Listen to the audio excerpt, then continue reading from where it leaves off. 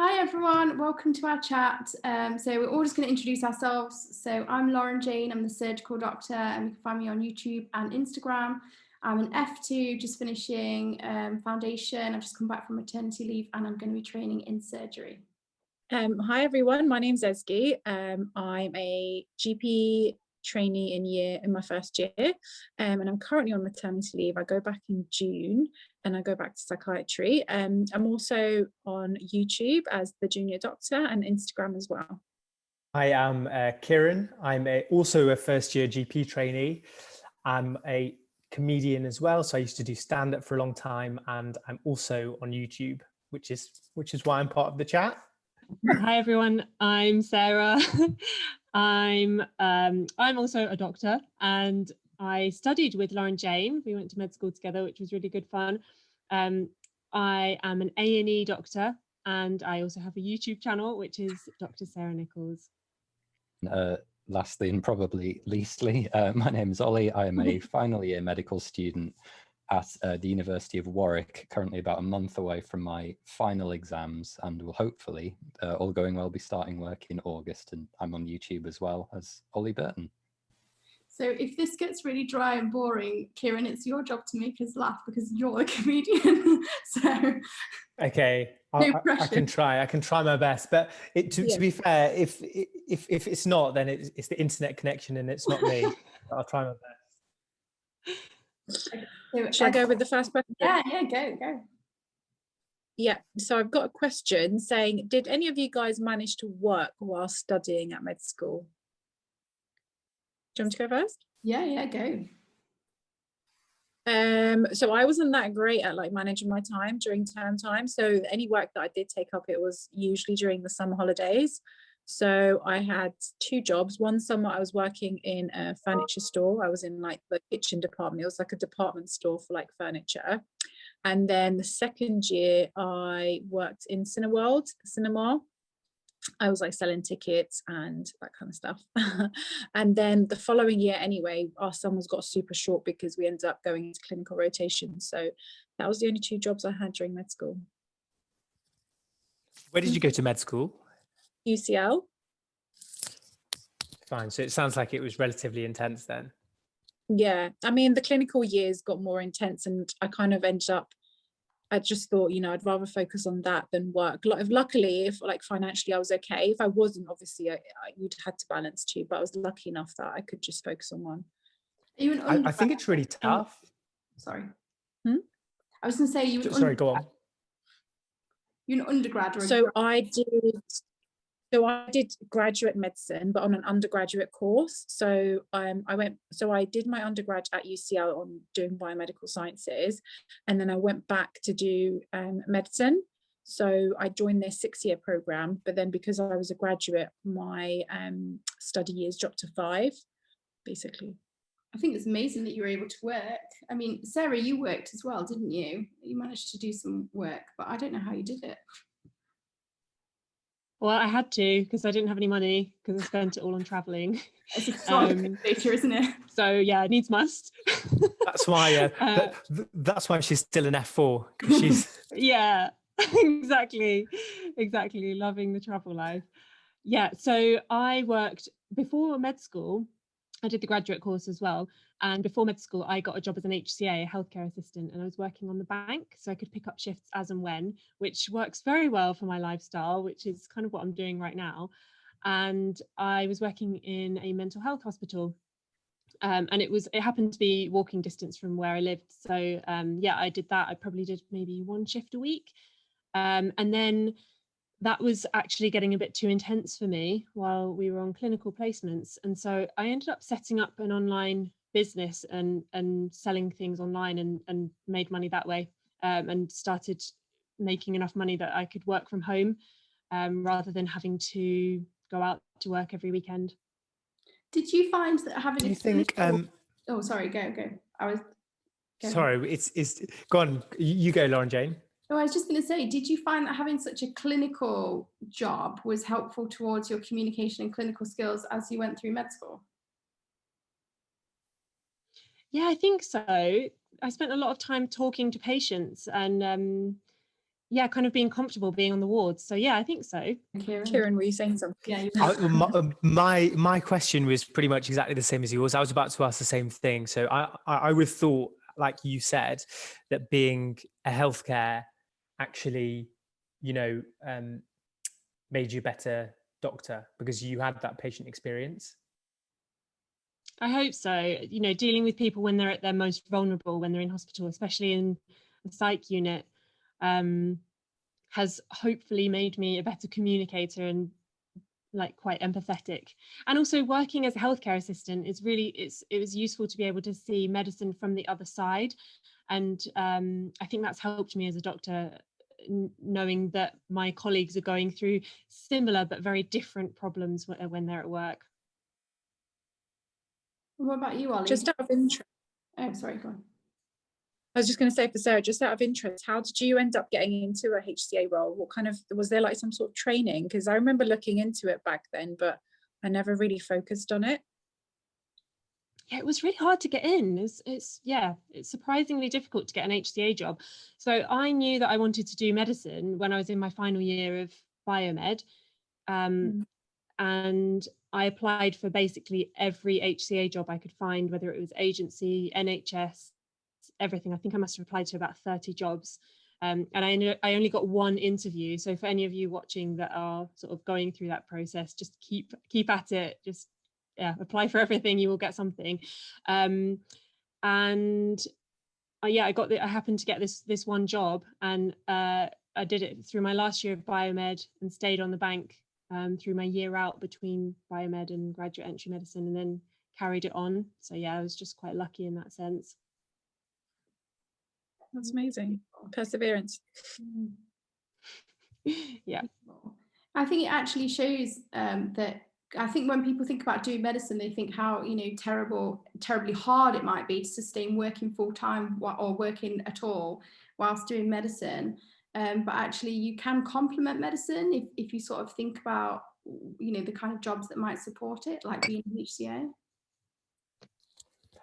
I think as well, there is time. Like if you wanted to have a job, a part-time job, or if you needed to have a job, clearly people can do it. Like you guys have done it, and loads of other people can do it, and can help fund their degree, or at least part of their degree. Whereas a lot of people think that you're just spending 24 hours a day working and you're not going to have time for this sort of thing, which just isn't true, because you guys have obviously shown that you can do both. Yeah, how about you though, Kieran? So I was an undergraduate, so I had loans, but I didn't have a job as such, but I did do a lot of shows. So I was earning money doing shows, and then I also ran comedy nights as well. So that's the way, but that was only in my last 3 years. But that wouldn't have nearly paid for the tuition fees, or anywhere near that. But it was a little bit rather than none. But because I was undergraduate, I think I was in quite a fortunate position. What about you, Ollie? Yeah, interesting. I'm also a graduate entrant, but because I'm on a 4-year program, we do have loans still, so the costs aren't as crazy as if I joined a 5 or a 6-year program. But through my undergrad and into med school, I've worked a weird series of jobs. In my undergrad, I used to work for some period of time as a ghostwriter, like an academic ghostwriter, which was an interesting experience. So these are these very shady companies that will sort of pump out essays on demand and things like that for people that want them. But I promised that I'd give that up when I went to med school, so I did. And then, can I get some more detail about that? So how does that work? So someone says to you, so is it for university students or like high school students? So the industry covers both, but the one that I worked for was university level. So a university person is like, I've got this deadline, I need this essay written, I've got none of it done. Yeah. And then what's the process for you to actually write that? So it was interesting, and I can't like incriminate myself too deeply, but it's genuinely really interesting, and it's an experience I'm pleased that I've had in that sense, because it gives you insight into how these things work. But essentially, you are employed to write in an area that you are studying, say, or that you are competent to write about. So for me, I did molecular biology, but I was quite comfortable writing for things like psychology, biology, biochemistry, like that, kind of area. And the way it essentially works, to keep it very, very simple, is you tell me what you want, like the outline of the task, whatever it is that you've been set, the time frame in which you would like it, and the price would quite steeply scale depending on how quickly you wanted it. And you would specify a standard as well that you would like it to be written to. What? So you can say, How do you actually write a low standard essay? No, but genuinely. Do you think of a point and then think, oh no, I can't put that in because that will take this from a B to an A? Yeah. Or you purposely put some spelling mistakes in. Yeah, grammatical errors and stuff. The thing is unfortunately, like, there are different ways, and they often specify there are ways in which you can fiddle about with how things come across, and that would often be provided for you and sort of go to an editor above you and so on. But the thing is that if someone, say, wanted a 2-1 and I wrote something for them that then turned into a first or a 2-2, I wouldn't get paid, because it has to hit the thing that because obviously if someone's, say, been receiving consistent 2-2s or whatever throughout their whole I get it. career, and then you give them something that doesn't match, that's not what they want. That's not what they've paid for. It's huge. The industry is absolutely huge. But I actually discussed it in my med school interview. I said that I'd done it, and I said that I'd give it up when I went to med school, and I did. My mind is blown right now. That is so interesting. I feel that you can buy a PhD project if you've got the cash. You're like a recovery ghostwriter. Can I ask how much it would be? Yeah, I'm just very curious. Yeah, so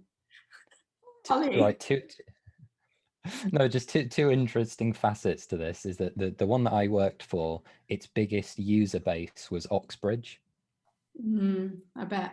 Made up the largest, like, relative proportion of their consumer base, and a lot of the time it was international students as well, who sometimes struggled with the English if it obviously wasn't their first language.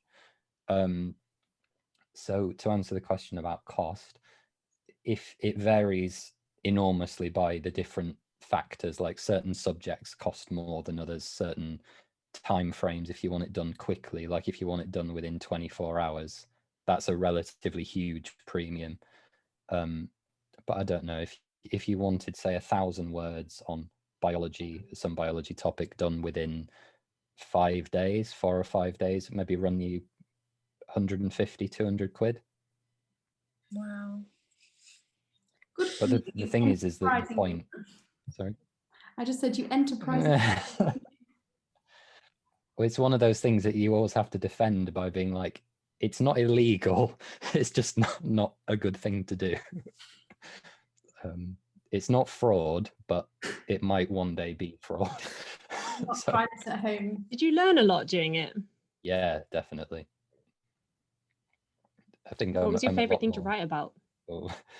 I'm more well read than I think I otherwise would have been. I actually really liked psychology. I like sort of personality psychology. I found that really interesting. I don't know. I'm not especially proud. Well, if I ever need an assignment, I know who to come to. Yeah, but it will cost you £150. Will you do MRCS for me, please? No, that's my. DrLauren-Jane, you have to trump that now. So I obviously didn't work during med school because before I went to med school, I had a little boy. So I was 15. I wasn't 15 months old. He was 15 months old when I started my graduate entry medical degree. So it was really difficult for me to manage what is an onslaught in the first 18 months with having such a small child. And then after my first year, my relationship ended and I ended up being a single mum as well. So there was literally no way for me to work and be with George, you know, and do medical school. So, you know, something had to go. But luckily, there are loans, not loans, but also bursaries that are out there for someone in my situation. So everyone gets the NHS BOSS bursary, or they used to when I was at med school, which is a blanket £1,000. For me, that was higher, and they helped with my childcare costs and things like that. So I was supported through medical school as a single mum for about a year, to maybe 2 years, something like that. And then I moved in with my current fiance. So I haven't worked, so I have to. That's why I left. You can't contribute to this, but I think all of us sort of show that you can do other things as well as medicine. But you say you haven't worked, but I feel like childcare in it on its own is like such a massive task. Like just with, because I've got an exam coming up in October, the AKT for GP, and I barely even have like an hour like here and there in the week to revise because of like looking after Ella, for example. So I can't even imagine how you went through med school, especially the first 2 years where it's so intense with a 15-month-old. That's incredible. You're a superwoman, Lauren-Jane. Yeah, it wasn't easy, but I loved it. I loved being at med school. I don't think there's ever been a happier time in my life. Like, genuinely, I loved going and being on Gem. I felt like we were all in it together, and I would always try and like leave by about 4:30, like creep out of the door, and then I would be with George until his bedtime, and then I would study every evening, and I never studied at weekends unless we had a test. So it was manageable. I think you just have to be really focused. So yeah, it's hard, but I don't know. And I get so many questions as well, like around like doing medicine and having a family and like being a mom and childcare. Like so many people worry about that aspect of the whole career. But like you said, it is manageable with just some planning and that kind of stuff. Yeah. I think it must be difficult though. It must be tiring, because I feel tired after these night shifts and 12.5 hour on calls and stuff like that. So having children to look after at the end of those shifts, and especially young ones like you who are waking up in the night, I can't imagine how tiring that is. Yeah, it's really difficult, and I guess it's really hard, because the thing is that when you want to be, you almost want to be selfish. So when you work a really long shift, you just want to come home and be like, right, I'm going to have a bath, or I'm going to watch, you know, TV. And the thing about a 12-hour shift is often your child's not going to be awake, so you kind of miss them. But there's a lot of guilt around that when you're at work, and you know that you're not going to see them at all for, if you've got a run of like 4 12-hour shifts. But also when you do come home, you need to then give your time to them. So you don't get to just be able to go like, right, I finished for a 48-hour stretch. You've then got to then, you know, sit down and play a game of life and find some enthusiasm for that, or Scrabble, or, you know, the last thing that you want to do. But it is totally doable, and, you know, it's part and parcel of trying to combine these things. Well, you could try and mix the two and play the game Operation, and at least that's surgical training as well. It's really hard. It's really hard. Have you played Operation as an adult? I would love to see a video from no. I would love to see a video between Lauren-Jane and Ezgi about like balancing motherhood and being a doctor. There'd be so much value in that. Yeah, we should do that. I think the real test for me is going to be when I go back to work in June. I feel like now I'm just in my like own little bubble, especially with COVID, like a proper bubble. And I haven't really, like, the reality of going back and working, and childcare hasn't really hit yet. You haven't exactly had an easy mat leave though. Yeah, I mean, in one aspect, like as in lack of support has been like a huge like emotional roller coaster for me, but there are like better sides. Like Sadal's been home and he's been able to see Ella every day of her life basically, which he may have not been able to if he was going to work. So yeah, it's been really hard, but we're just trying to like focus on the positives. We'll see what happens at the end.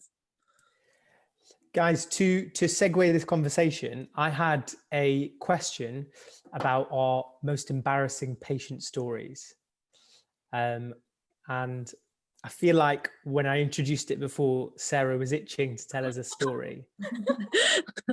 No, Sarah's just trying to sort through. So many. I'm just trying to sift through the library in my head of like all the embarrassing stories there are, but no, there's always one that springs to mind. It's like the dinner party one that it was actually not when I was working as a doctor, it was when I was doing the HCA job in the psych unit.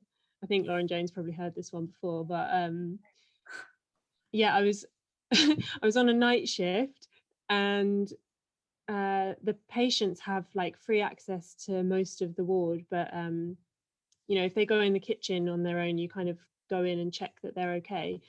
And I saw this guy wandering around, and because it was a night shift, I didn't know all the patients. So I was just kind of there to make sure everyone was safe overnight. And I saw this guy wandering around and go into the kitchen and start making himself a coffee at 3 a.m. And he was wearing a suit, which I thought was a bit unusual, but you know, patients can wear whatever they want. And on the psych unit, sometimes you get people dressed eccentrically, so I didn't question that. And he starts making himself this coffee, and I went over to him and I was like, "Hello, sir, are you okay? It's a bit late to make yourself a coffee, isn't it? It's only 3 a.m. And he was like, "No, I'm having a coffee. I think I need it." And I was like, "All right, well, I'll just be here if you need me." And I stood at the door and kind of waited for him to leave. And then when he walked out, I followed him, and he turned around and was like, "Why are you following me?" And I was like, "Just making sure you're okay." And it turns out he was the consultant. And he was on call and he'd come in. Oh, that guy. I bet you did your best were patient watching voice me as and- well, didn't you? I bet you were like, I'm just going to be here, make sure that you're all right. I know. He must have thought, what a patronizing woman.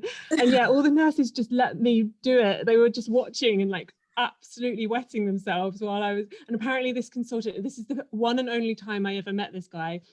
But apparently he's renowned for being really grumpy, and especially grumpy at night. So yeah, I'll never live that one down.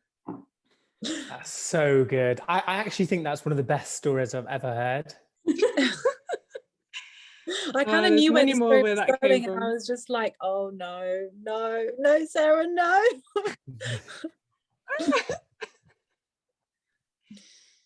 Who else has All one? right. Mine is nothing compared to that, absolutely peanuts compared to that.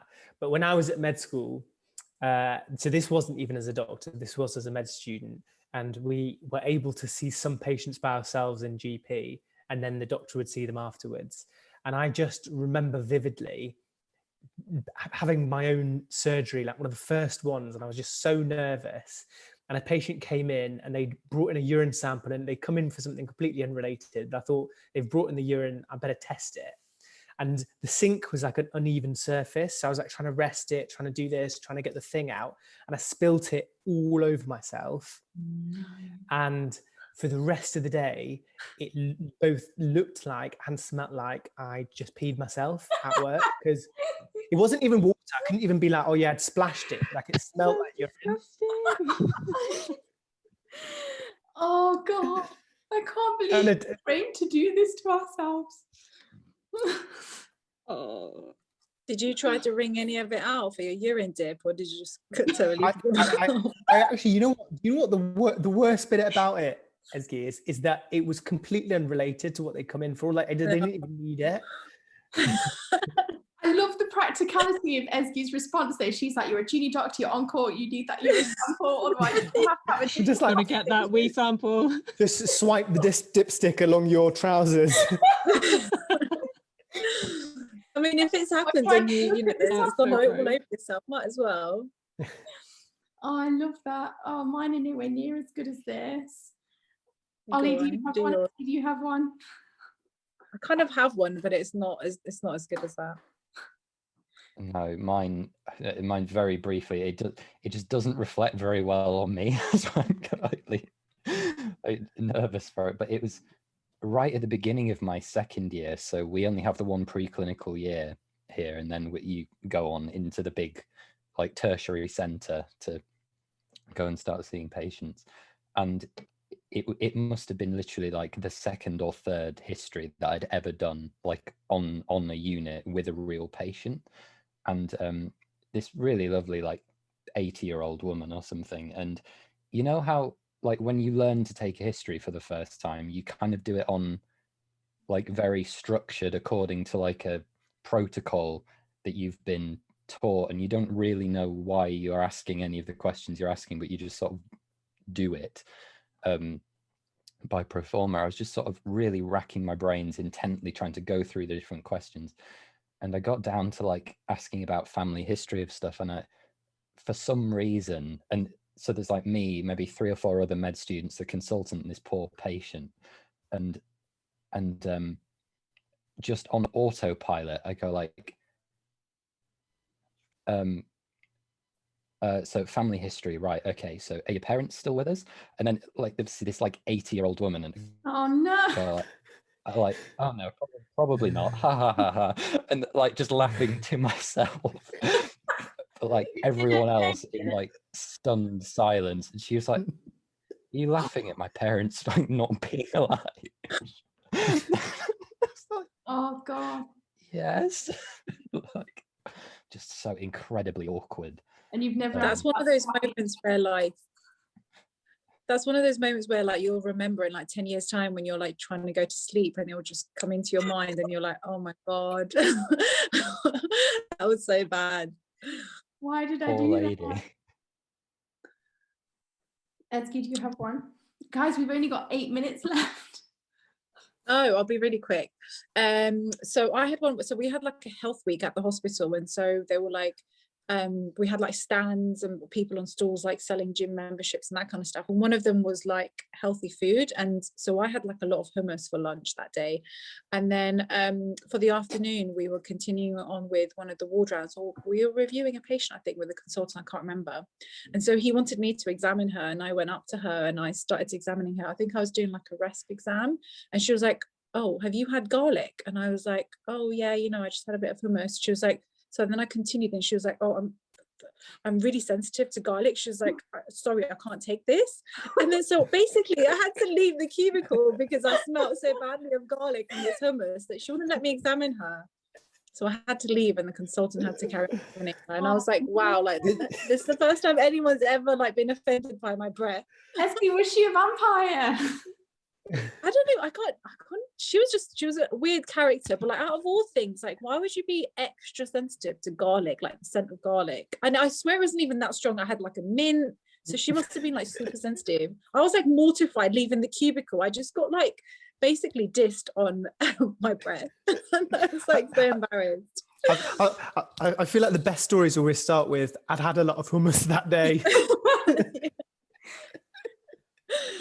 Oh my god. Yeah, that was one of So I have one. I'll go with mine really quickly. So I'm not good with confrontation. So if you shout at me, I will cry. But I'm quite good at diffusing situations. So I used to work in a bank, and people used to shout at me all the time. So I function in this strange place between being really good at dealing with customer complaints, and also I will cry if you shout at me too much. So we had this patient who he'd had, you know, his surgery had been put back a couple of times, and he was really cross about it. And I kind of understand why, but he was shouting at one of the nurses. So I went over and I was like, oh, I've obviously, you know, got to, you know, support the nurse or whatever. So I was in a conversation with him, 2 nurses and his friend, and he really started shouting at me. And I reached that point where I knew I was going to cry. So I was looking for like the segue in the conversation where you can go, right, I'm going to go now. And it never came. He just kept like going. He didn't break his flow. And then I got that thing that children do where like my whole chin started to shake. And then it wasn't even just a little bit, because I'd been holding it back so long. I just went and I absolutely bursted. Like there was a gush, there was an emission of like sound. And then I started like sobbing and crying, and I ran off into the doctor's office. And then the nurse came to make sure I was okay. And then I had to work with this guy for the next few days, and I was so embarrassed. And then he came up to me the next day, and he apologized. He felt terrible, but I was so mortified that I'd cried at work. I'm still so embarrassed about that. Oh, that's so sweet. Like it's crying. I think that's more embarrassing for him, to be honest, than you. Yeah, I was going to say that as well. Yeah. But I was Oh, just that I'm so moment sorry. where everyone's staring at Poor you. thing. It was in a bay as well. We were in a bay. So all the other patients were staring and I was just sobbing my little eyes out, screaming. It's all fun and games, isn't it? So guys, Good thing he came and said sorry. yeah, he was really nice. But I mean, I think this is always the thing with patients, is sometimes when, you know, when people do get cross or upset, they've usually got a reason. Like he was an urgent patient, but not an emergency patient. So no one had really explained to him that obviously he'd been told that he was urgent, but he didn't understand that meant that he would still get bumped if emergencies came back. So like all things in medicine, it's a communication issue, and we didn't communicate well with him, and this was the result. But for me as a junior doctor, I was just absolutely, you know, I just find it hilarious now that I cry. Cause I think now that I'm a more senior doctor, I'm an F2, woo. You know, I wouldn't be so bothered, but at the time it was awful. So you know, I don't know how long we've been going for, but you know, I guess we should sort of round up here. But it almost feels like we've only been talking for 2 minutes. I know, it's gone so quick. It's gone really quickly, hasn't it? Yeah, it's just been really fun, guys. Thank you it's so flown much by. for this. Would you be up for doing it again? Because I mean, this is 100%. Definitely. Definitely. Yeah, this feels like the most social interaction I've had in ages. I think it's the first time I've spoken to so many adults, like because I'm always with like all day. I'm like, wow, adults conversations. medical conversations as well. Yeah, exactly. So yeah, so I guess we'll say bye. I'll say bye to everyone. I'll stop recording.